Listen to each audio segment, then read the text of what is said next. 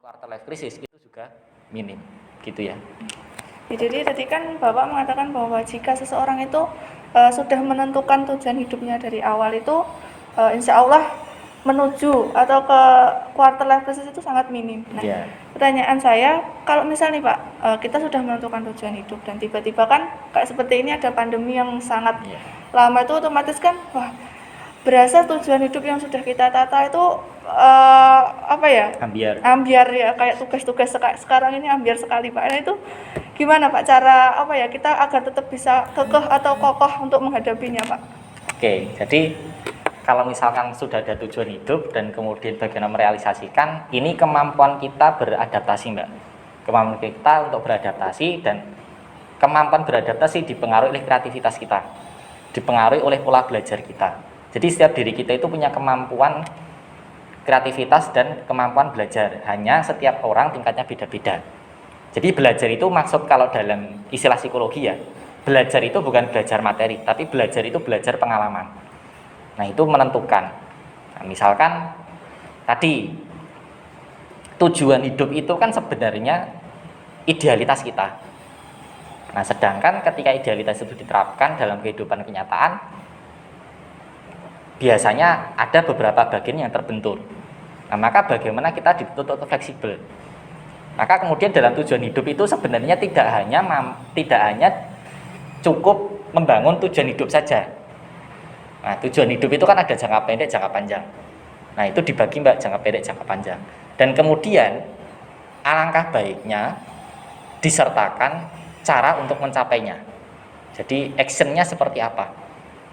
Nah, setelah actionnya seperti apa, kita prediksi hambatan yang kemungkinan akan terjadi itu apa. Jadi memprediksi hambatan bukan berarti kita pesimis, tapi dalam rangka antisipatif. Kalau kita sudah bisa memprediksi hambatan, maka kemudian kita mencoba membuat alternatif solusi, beberapa alternatif solusi untuk hambatan itu. Itu kalau hambatannya bisa diprediksi. Kalau hambatannya nggak bisa diprediksi kayak pandemi ini misalkan, sehingga kemudian seharusnya sudah lulus, tapi gara-gara pandemi penelitiannya terhambat, belum lulus ya misalkan. Jadi quarter life crisis misalkan. Nah itu ya tadi tetap fleksibilitas. Nah sadari bahwa realitanya kayak gini, kita nggak bisa menolak lagi. Maka kemudian akhirnya pada saat kita menyadari bahwa realitanya kondisinya seperti ini, kita dituntut mengubah strategi, maka ya tidak ada jalan lain untuk mengubah strategi. Dan saat itu juga langsung susun rencana baru untuk merevisi rencana lama. Nah, menyusun rencana baru itu kan ya memang butuh waktu ya, tapi daripada tidak dilakukan itu kan tidak bisa. Maka kemudian susun rencana baru. Misalkan kan yang mau penelitian, mau tugas, jadi ambiar misalkan. Nah, bisa komunikasi sama dosennya. Pak, penelitian kita terhambat sehingga tidak realistis untuk dikerjakan. Baiknya bagaimana? Itu pola komunikasi dengan dosen. Kompromi. Sehingga nanti ada solusinya. Atau misalkan kita cari metode lain. Jadi misalkan kan yang skripsi pengen segera menyelesaikan kuliah, tidak memungkinkan untuk penelitian lapangan yang melibatkan banyak subjek penelitian. Maka kemudian bisa komunikasi dengan dosen pembimbing. Ganti metode misalkan. Kalau tinjauan pustaka bagaimana? Atau kemudian penelitian lapangan tapi tidak melibatkan banyak orang misalkan. Nah, atau kemudian cari cara lain misalkan, pengambilan datanya lewat online jika diizinkan. Nah, semacam itu harus kemudian dikembangkan supaya kemudian kita tetap bisa beradaptasi dalam kondisi yang sulit, sehingga kemudian potensi untuk quarter life crisis ya tidak terjadi atau minim. Itu Mbak. Tadi itu kan yang sudah punya tujuan hidup tapi tiba-tiba terkendala di jalan. Tapi kalau untuk teman-teman yang mungkin sampai saat ini tuh masih bingung, tujuan hidupku apa, saya nggak tahu, suruh mikir nggak tahu, suruh bayangan juga nggak tahu. Nah itu gimana Pak? Ya mau tidak mau kita dorong untuk menentukan tujuan hidupnya, karena yaitu tadi tujuan hidup itu kan sebenarnya seperti arah kehidupan Mbak, kita mau kemana ya. Nah kalau dalam tradisi sufi karena saya dosen tasawuf psikoterapi. Jadi kalau dalam tradisi sufi itu kalau kalian belajar ilmu teologi ya, Yes. Seringkali begini, pasrah itu seringkali disalahpahami. Pasrah aja lah, mengalir aja, nanti kan juga ada jalan saya mau jadi apa misalnya begitu. Nah itu seringkali disalahpahami seperti itu. Jadi mengalir itu bukan berarti mengalir tanpa upaya. Ya. Kita berupaya, terus kemudian kondisinya seperti apa, ngalir saja, jangan menentang kehendak Tuhan. Itu maksudnya gitu. Jadi jangan untuk merasionalisasikan atau melegitimasi pemikiran bahwa saya tidak punya tujuan hidup karena saya ingin mengalir mengikuti takdir Tuhan, itu salah.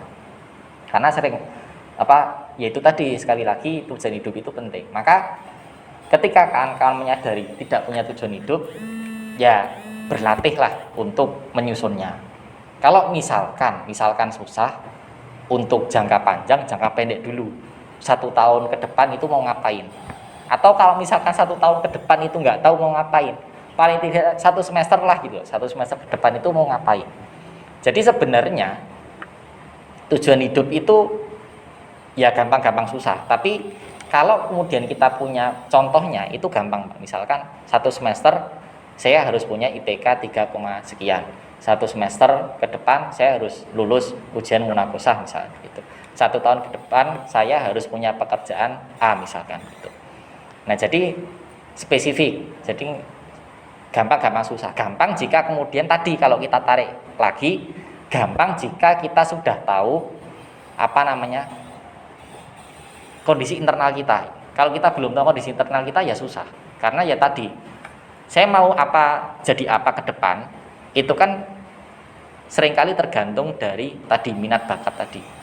Ketertarikan kita sama potensi kita. Kalau kita belum tahu minatnya, belum tahu potensinya ya susah untuk besok mau ngapain. Nah, sehingga akan rentan. Maka sekali lagi untuk kawan-kawan semuanya, tujuan kehidupan itu penting. Jangan disepelekan.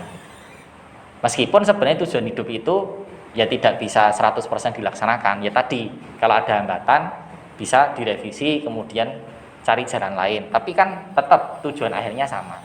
Gitu. Itu Mbak. Oke, gitu ya teman-teman. Mungkin ada yang belum mendapatkan atau belum menemui tujuan hidupnya. Oke, kita lanjut. Tadi kan udah membahas apa itu quarter life crisis, Pak. Lalu apa sih yang bisa kita persiapkan psikis maupun jiwa raga kita agar bisa melewati semua itu? Oke, yang kita persiapkan semuanya ya. Jadi dari sisi fisik tentu kesehatan. Kita nggak bisa mencapai tujuan kita di masa depan jika kesehatan fisik kita terganggu. Terus kemudian religiusitas, spiritualitas juga penting. Karena bagaimana kita percaya pada Tuhan, bagaimana keyakinan kita berkualitas atau tidak, itu juga membantu kita untuk keluar atau terhindar dari quarter life crisis. Bahkan berbagai penelitian menyatakan bahwa tadi religiusitas dan spiritualitas itu bisa meredam emosi-emosi negatif. Jadi misalkan kalau cemas, saya belum bisa lulus, cemas saya belum nikah, cemas bahwa keluarga saya menghendaki ini tapi saya tidak pengen misalkan. Nah itu ketika ada kondisi-kondisi emosi negatif seperti itu, ketika spiritualitas kita kuat, itu bisa meredam. Nah, terus kemudian juga dari sisi komunikasi Mbak, karena quarter life crisis itu kan tadi salah satunya bisa terjadi karena ada pertentangan antara keluarga misalkan atau lingkungan. Maka kemudian pola komunikasi itu harus dibangun, pola komunikasi dengan keluarga. Maka apalagi nih pandemi itu dampak positifnya tanda kutip itu sebenarnya mengembalikan fungsi keluarga.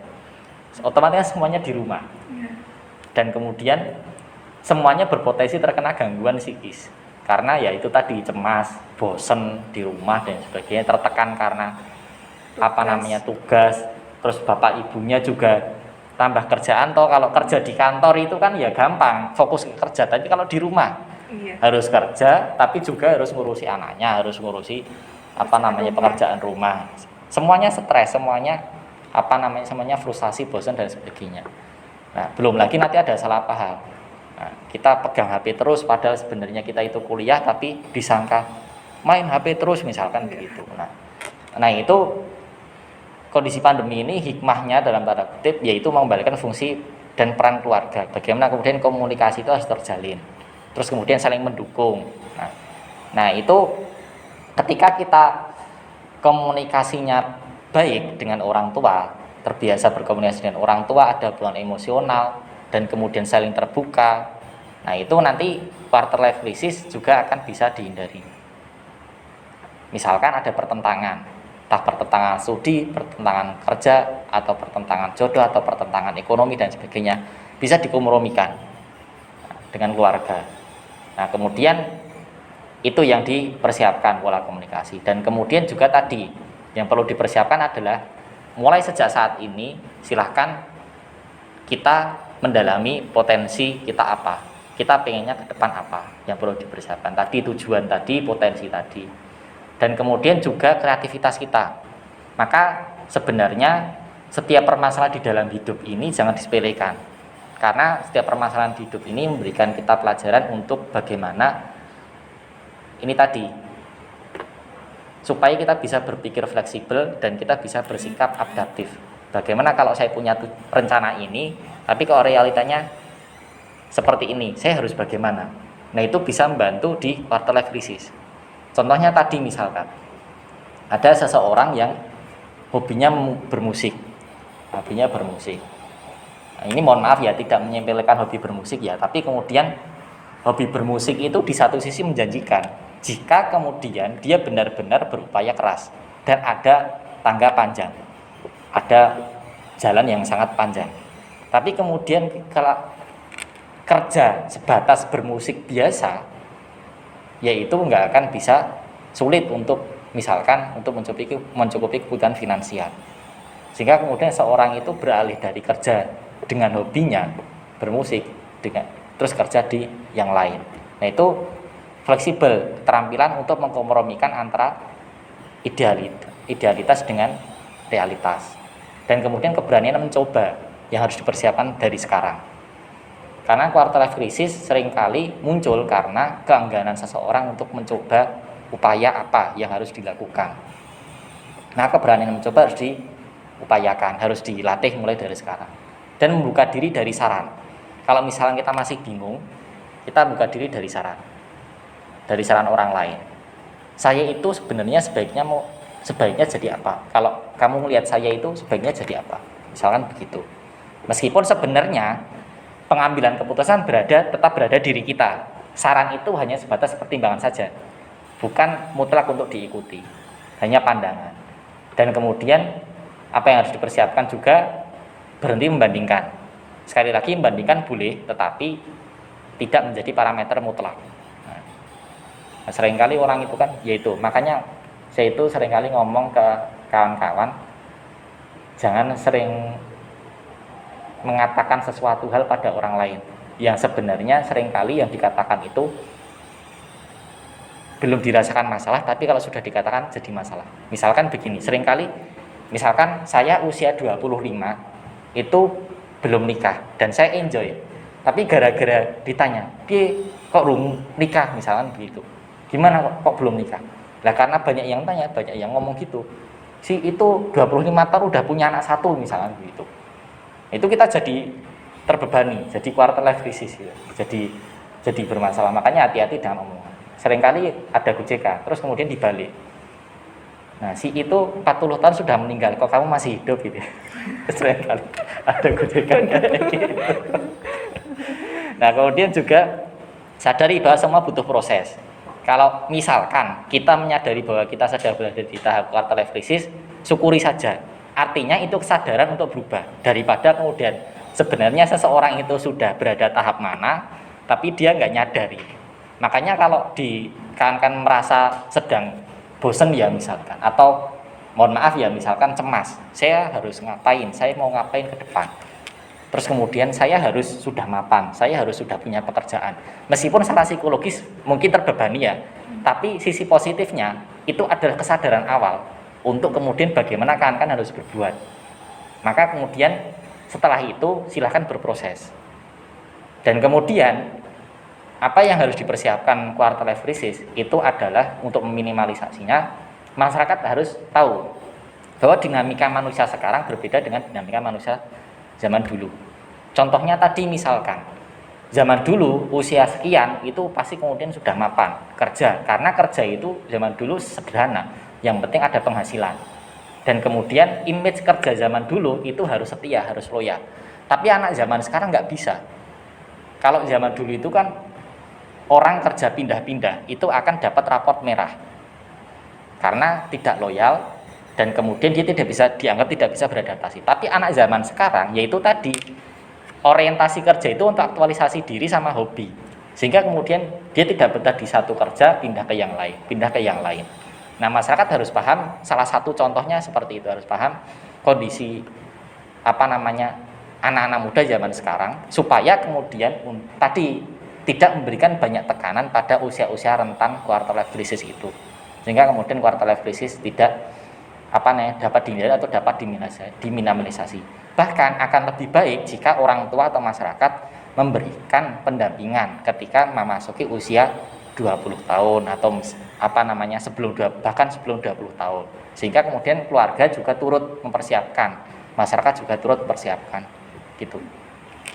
Ya baik, terima kasih Pak Saif atas ilmu-ilmu baru mungkin dari teman-teman, menyepelekan quarter life crisis, tujuan hidup juga belum dicari, ya udah mengalir aja lah, nanti biarkan takdir Allah yang menjawab. Pasti banyak yang seperti itu. Kita lanjut untuk beberapa pertanyaan dari teman-teman Q&A yang kemarin udah masuk ke Instagram dari Bidik Misi. Yang pertama itu ada dari @fikri mubarok. Sebelumnya, kenapa sih Pak quarter life crisis menjadi sesuatu yang menakutkan? Oke, dari pertanyaan Mas Fikri, kenapa quarter life crisis menakutkan? Tadi karena quarter life crisis itu tekanan, Mbak. Bagi orang yang benar-benar mengalami itu tekanan berat. Misalkan seharusnya dia sudah lulus tapi belum lulus. Terus kemudian dia seharusnya sudah menikah belum menikah. Terus kemudian ekonomi sudah mapan tapi seharusnya sudah mapan tapi belum mapan. Yaitu tadi karena ada semacam stigma ya, misalkan kalau belum lulus itu jelek, misalkan bodoh misalkan. Terus kemudian kok belum mapan, belum mandiri, ternyata masih tergantung pada orang tua. Nah, itu anggapan-anggapan, persepsi itu yang menjadi beban bagi orang yang mengalami quarter life crisis. Nah, kemudian hanya quarter life crisis menjadi menakutkan, meskipun sebenarnya kita juga harus berempati. Seringkali kita sendiri yang kurang berempati gitu loh. Bisa jadi suatu permasalahan bagi seseorang itu menakutkan, tapi bagi kita tidak. Tapi bukan berarti kita menganggap seseorang itu harus menganggap tidak menakutkan. Kita tidak boleh, berempati saja gitu. Makanya jangan sampai kalau ada orang bermasalah kok malah disuruh untuk misalkan yang sabar ya, cari hikmahnya ya, atau kemudian tontonan kayak lebih susah enggak, atau kemudian lihat dari sisi lain, itu tidak menakutkan sebenarnya ya, misalkan begitu. Kita berempati saja. Nah, empati itu pintu masuk kita untuk menolong. Maka kemudian sekali lagi quarter life crisis bisa menjadi sesuatu yang menakutkan karena beban terutama dari lingkungan dan keluarga. Nah, misalkan sudah harus mapan secara ekonomi, sudah harus pisah dengan orang tuanya tapi masih jadi satu dengan orang tua, jadi omongan tetangga. Terus kemudian bahkan orang tua ada yang kemudian kamu keluar dari rumah, seharusnya kamu sudah punya rumah sendiri misalnya gitu. Nah, itulah yang kemudian menyebabkan quarter life crisis menakutkan. Itu Mbak. Kalau sedikit insecure tadi bisa mengarahkan ke quarter life crisis, Pak? Ya sangat mungkin ada potensi ke sana.